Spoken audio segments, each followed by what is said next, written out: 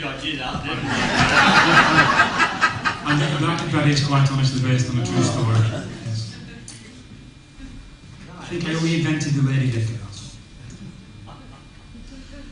This is a monologue for two people, so I suppose it's strictly a stereologue, is it? Stereologue. Stereologue. Monologue, stereo. Yeah, well, everyone. Are you going to tell them what it's about? It's about an Elvis impersonator. And guess who that is?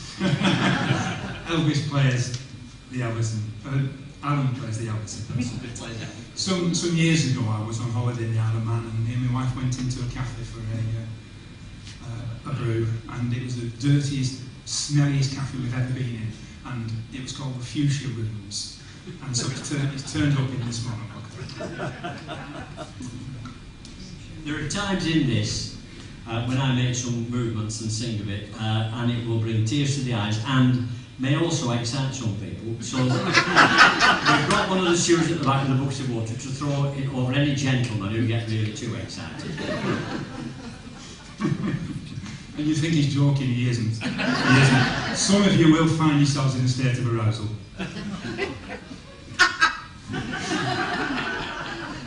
Have you just remembered what that is? I'm sorry, let's get on with it. When I'm ready. This is the Ballad of Corned Beef Brown and the Elvis impersonator. She's bottle blonde and 45 and known as Corned Beef Brown. Head waitress at the Fuchsia Room, the naffest caff in town. Well, she'll laugh with all the lunchtime lads. She'll wink and purse her lips. And they know how much they love their wives as she served the pies and chips. Well, no one knew her proper name, or where she'd lived and such. And the men would often take the rip and tell her she looked butch. But Corned Beef never seemed to mind. She took the wicked quips, and she laughed along with the factory boys as she served the pies and chips. I'm the man from Handy Hardware, and I travels up and down, flogging cheap and nasty artifacts in every northern town. I call them bumper bargain shops and show the latest tat, and check their orders with a smile. In 40 seconds flat.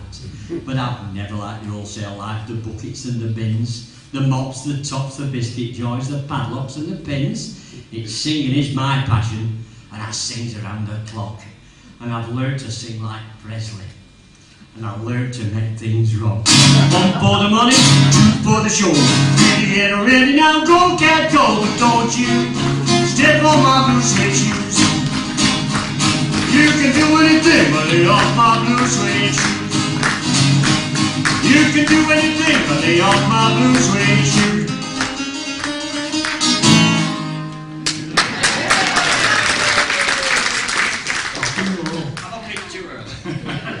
So the manager of the Fuchsia Rooms was a man named Maurice Platt, a greedy little smelly gent with piles and a Persian cat.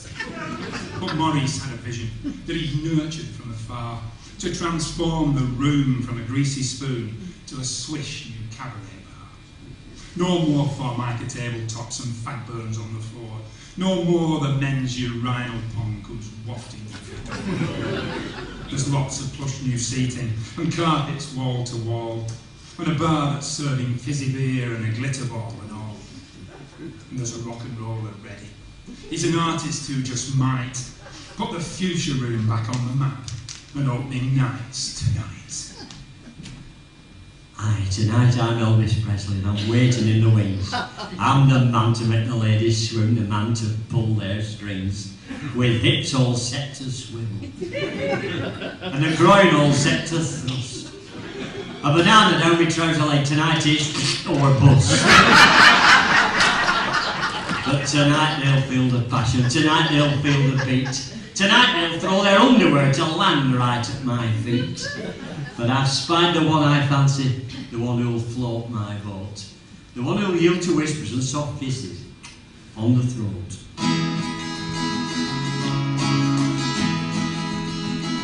A good old friend came by today. He was telling everyone in town of the love that he had found, and Marie's the name of his latest flame. and Marie's the name of his latest flame.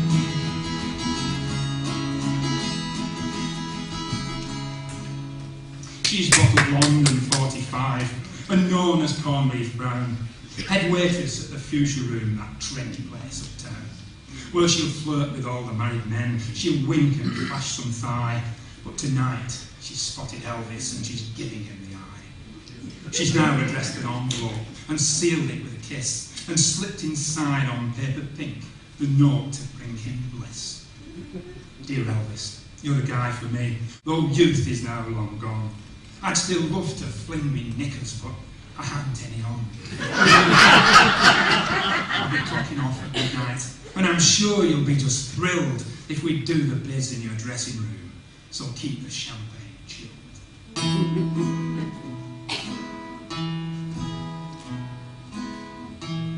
Love me tender, love me true. It always does the trick. It keeps the girlies panting, but it leaves me feeling sick. Because I've never fancied women way past since the age of 10, when I realised in church one day I preferred the look of men.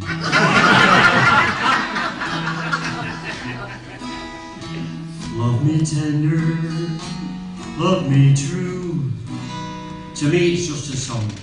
It keeps the punters happy, but it goes on far too long. But now the show is over, there's no time to stand and chat. I'm off to keep your rendezvous with lover, Maurice Platt.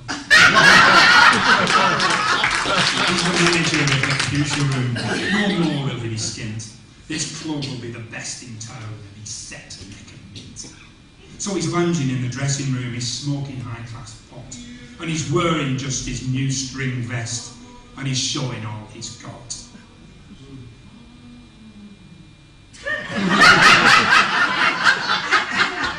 That's a ghostly voice, isn't it? Is he haunted this place? Probably like for a big bird, anyway. And he's wearing just his new string vest, and he's showing all he's got. Well, it's now that Elvis makes the scene, sweat dripping from his brow. He's looking for some loving, and he's looking for it now. He takes Maurice in a tight embrace, caresses the string vest, runs fingers through his greasy hair. You needn't know the rest. It's now or never. Come hold me tight. Kiss me, my darling. Be mine tonight. Tomorrow will be too late. It's now or never, my love. But wait. She's bottle blonde and 45, and known as corned beef brown. Head waitress at the Fuchsia Room, the cabaret lounge in town. It's late and the place is deserted. There's now not a punter in sight, and corned beef's ready to make a move with Elvis and man for the night. But Maurice and Elvis are resting, exhausted as scoffing meat pies. When it's tap, tap, tap on the dressing room door, it's the waitress with fire in her eyes. I hope you got my little note. And she starts to unbutton her top, but Elvis shoots up like a rocket, and he grabs her and tells her to stop. Now Elvis is starting to panic, as she laughs and she flounces her curls. You've got it all wrong, love. He sputters. Maurice and me don't do girls. I'm not a girl, you great numpty. My family all know me as Reg. And she whips up her skirt with a flourish and she flashes her meat into veg. Cracking line. I can honestly say I think that's the best line I've ever read.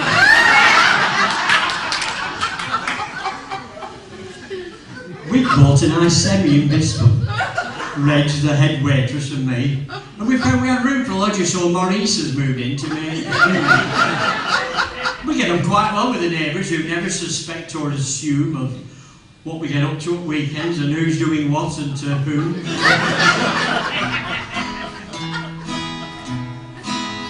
Love me tender, love me sweet, love me dead common and brash. You know, we're a little bit loopy, but we all love a taste of the lash. And we like to dress up in red rubber, and we take it in turns with the grease. 3 kinky old queens up in Bispham. Elvis, and rich and Maurice.